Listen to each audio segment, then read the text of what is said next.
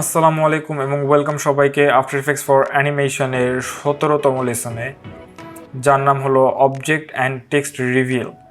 এই লেসনটিতে থাকছে আপনি কিভাবে আফটার ইফেক্টসে অতি সহজেই কম্পোজিশনে অবজেক্ট রিভিল এবং টেক্সট রিভিল অ্যানিমেশনগুলো তৈরি করতে পারবেন। এবং এর পরের লেসনটিতে আমি এই গুরুত্বপূর্ণ এই দুটি জিনিসের বেস করি আমি আমার অ্যানিমেশনটাকে যেটা আমরা করছিলাম এই থ্রু আউট দ্য লেসনে সেটাকে কন্টিনিউ করব। তো চলুন চলে যাওয়া যাক লেসনটিতে। লাস্ট লেসনে আমরা দেখেছিলাম যে কীভাবে প্রি কম্পোজিশনে কাজ করতে হয় এবং কীভাবে প্রি কম্পোজিশনটা আপনার মেইন কম্পোজিশনের সাথে সিঙ্ক হয়ে অটোমেটিক্যালি আপনার প্রি কম্পোজিশন যে অ্যানিমেশনগুলো করবেন সেটা মেইন কম্পোজিশনে চলে আসে। এবং এর মাধ্যমে যেটা হয় সেটা হলো যে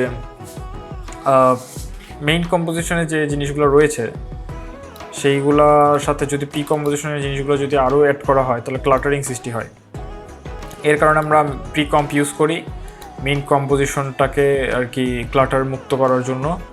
তো এনিওয়ে আমরা আজকে যেটা শিখবো সেটা কমপ্লিটলি একটা নতুন একটা জিনিস, এই out of topic kinda, but এই আউট অফ টপিক জিনিসটাকেই আমরা এইখানে ইউজ করব, এই অ্যানিমেশন যেটা আমরা তৈরি করছিলাম সেটাতে ইউজ করবো। তো সেটা আমার দেখানোটা খুবই জরুরি, এই কারণে আমি নতুন একটা লেসনই তৈরি করেছি তার উপর।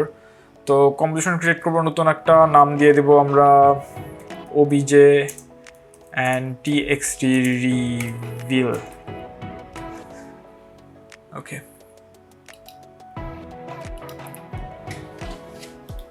ফার্স্টে আমরা নিউ সলিডে যাই, একটা সলিড চুজ করে নেই।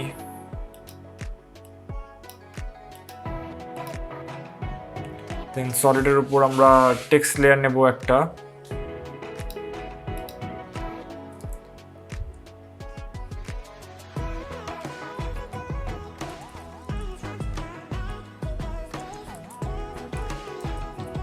After effects. ওকে, বোল্ড করে দিই আমরা।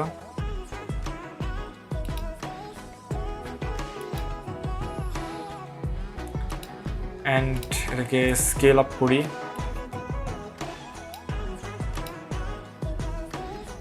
অ্যাঙ্কর পয়েন্টটা চেঞ্জ করে দেই, মাঝখানে নিয়ে আসি, টেক্সটটাকে আমরা মাঝখানে নিয়ে আসি, কম্পেয়ার। এখন এটা থেকে আমরা কি করব, এটাকে আমরা রিভিল করব। এখন যদি আমি এটার পজিশন প্রপার্টিস অ্যানিমেট করি ওয়াই অক্ষ এবং এক্স অক্ষ, তো আমার কি হবে, এই কম্পোজিশনের ভিতরেই আমার এই জিনিসটাকে যদি আমি নিয়ে আসতে চাই পজিশন ওয়াই বরাবর, তখন কী হবে, আমার কম্পোজিশনের বাইরের থেকে জিনিসটা নিয়ে আসতে হবে, আদারওয়াইজ জিনিসটা সুন্দর লাগবে না। তো আমি যদি কম্পোজিশনের ভিতরেই যদি এটাকে অ্যানিমেট করতে চাই তো তখন আমি কি করব, তখন আমি আফটার ইফেক্টস এই লেয়ারটাতে ক্লিক করব, দেন মাস্কে যাব, নিউ মাস্কে ক্লিক করব। তখন এটাতে একটা মাস্ক ক্রিয়েট হয়ে যাবে চারদিকে অলরেডি অটোমেটিক্যালি। অ্যান্ড দেন আমি যদি এখানে যাই নিচে, আমি এটাকে যদি ওপেন করি এই অ্যারো বাটনটা ক্লিক করার মাধ্যমে, তখন দেখতে পাবেন যে এখানে একটা অপশন রয়েছে অ্যানিমেট। অ্যানিমেটে ক্লিক করলে আপনি দেখতে পাবেন যে এখানে position, scale, skew, rotation, opacity ইত্যাদি ইত্যাদি যেগুলো বেসিক অ্যানিমেশন রয়েছে সেগুলো রয়েছে। তো আমি যদি এখন পজিশনটাকে অ্যানিমেট করি তখন আমার নতুন একটা প্রপার্টিস এখানে চলে আসবে পজিশনের জন্য, রেঞ্জ সিলেক্টর 1 পজিশন। এখন যদি আমি এটার ওয়াই ভ্যালুটা চেঞ্জ করি তখন দেখতে পাবেন কি যে এই যে মাস্ক যে তৈরি হয়েছে সেই মাস্কের ভিতর থেকে অ্যানিমেট হচ্ছে। আপনার এটা মানে কম্পোজিশনের বাইরে যাওয়া লাগতেছে না আপনার এরকম অ্যানিমেশন তৈরি করার জন্য। তো এটা একটা টেক্সটের অ্যানিমেশন, এটা খুবই একটি পপুলার অ্যানিমেশন এবং এটা একটা অনেক হ্যান্ডি ট্রিক এই অ্যানিমেশনটা তৈরি করার জন্য। তো ফার্স্ট কি ফ্রেম আমরা নেব যেটাতে আমরা ওয়াই পজিশন চেঞ্জ করতে পারি অথবা এক্স পজিশন চেঞ্জ করতে পারি, আপনার যেটা প্রেফারেন্স। দেন কিছু দূর যাওয়ার পরে আমি এটাকে আবার 0 করে দেব, এটারকে ইজি ইউজ করব। অ্যান্ড দেন এটারও গ্রাফ আমরা এডিট করতে পারবো, আমরা সব কিছুর গ্রাফ এডিট করতে পারবো অ্যাকচুয়ালি। স্পিড গ্রাফ এডিট করছি আমি।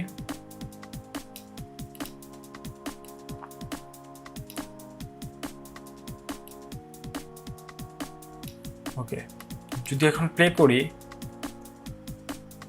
দেখতে পাচ্ছেন একটা স্মুথ একটা অ্যানিমেশন তৈরি হয়ে গেল, অ্যান্ড খুবই সহজে দুটো কি ফ্রেম দেওয়ার মাধ্যমে। অনেকে দেখবেন যে অনেক ইউটিউব টিউটোরিয়ালে দেখবেন যে এইসব অ্যানিমেশন তৈরি করার জন্য তারা অনেকগুলো কি ফ্রেম ইউজ করে, অনেক কিছু করে, but it's really not necessary. কেউ আপনাদেরকে অ্যাকচুয়াল ট্রিকটা শিখাবে না কখনো। তো দেখতে পাচ্ছেন খুব ইজিলি।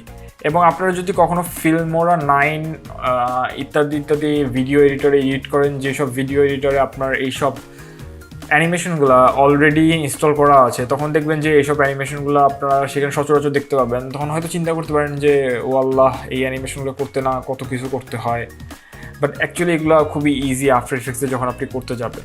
ইভেন আপনি এগুলোকে টেমপ্লেট হিসাবে ইউজ করে সেগুলোকে আপনি প্রিমিয়ার প্রোতেও ইউজ করতে পারবেন। যাই হোক,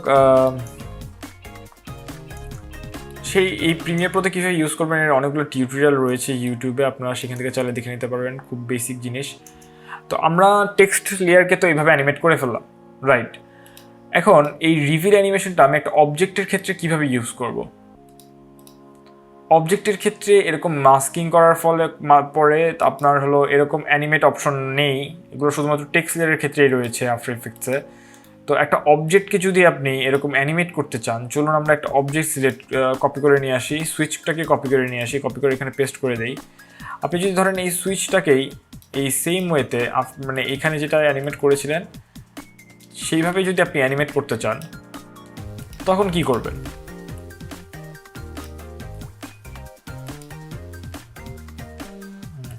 কিফ্রেমস, আগের কিফ্রেম সহ কপি হয়ে গিয়েছে।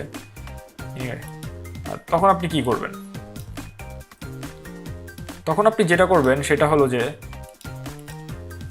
এই সুইচটাকে রিভিল করার একমাত্র ওয়ে হলো আপনার ট্র্যাক ম্যাট এবং ইনভার্টেড ট্র্যাক ম্যাট। আমরা যেভাবে লাস্ট টাইম পটেড প্ল্যান্টটাকে ইনভার্টেড ট্র্যাক ম্যাটের মাধ্যমে রিভিল করেছিলাম, সেইভাবে আমি রিভিল করতে পারি।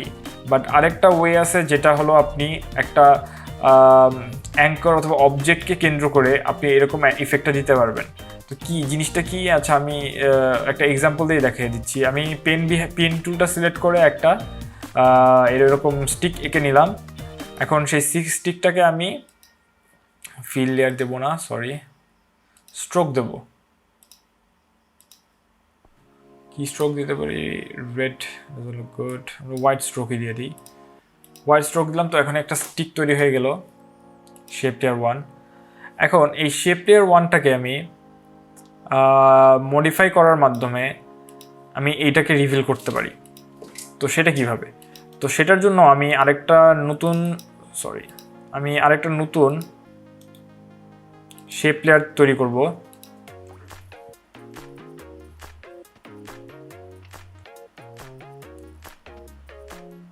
এবং এই শেপ লেয়ারটা খুবই অ্যাকুরেট হতে হবে আপনার এই স্টিকের উপরে।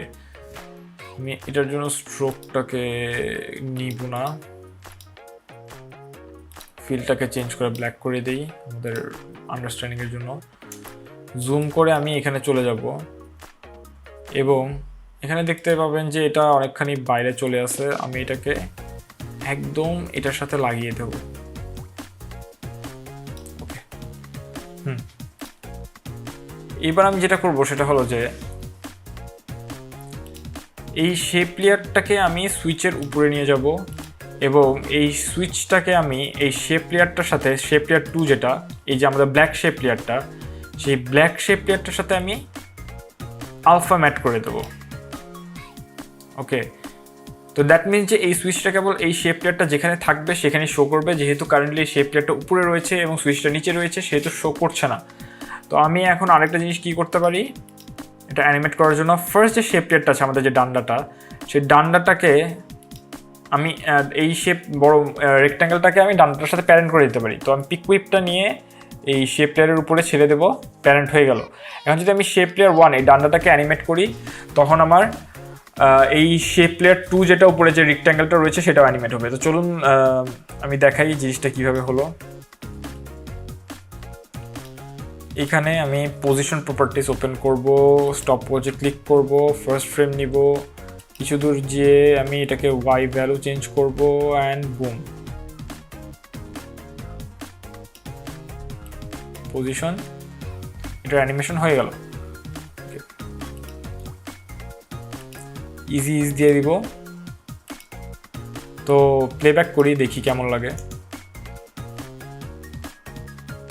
সি, তো এটা আরেকটা টেকনিক আপনার অবজেক্ট রিভিল করার জন্য আফটার ইফেক্টসে। অ্যান্ড এরকম অ্যানিমেশনগুলো দেখতেও আমাদের সুন্দর লাগে, এবং আপনারা বাংলাদেশ বলেন এবং বিশ্বের অন্যান্য বিভিন্ন অ্যাডভার্টাইজমেন্ট কোম্পানিগুলোতে অথবা অ্যাডভার্টাইজমেন্ট যেগুলো চলে বিভিন্ন প্রোডাক্টসের, সেগুলোতে আপনারা এরকম অ্যানিমেশন হয়তো দেখে এসেছেন যে টেক্সট এরকম রিভিল হচ্ছে, দেন আপনার হলো এরকম অবজেক্টস রিভিল হচ্ছে। বিশেষ করে স্পোর্টস অ্যাডভার্টাইজমেন্টগুলোতে এগুলো বেশি দেখা যায়।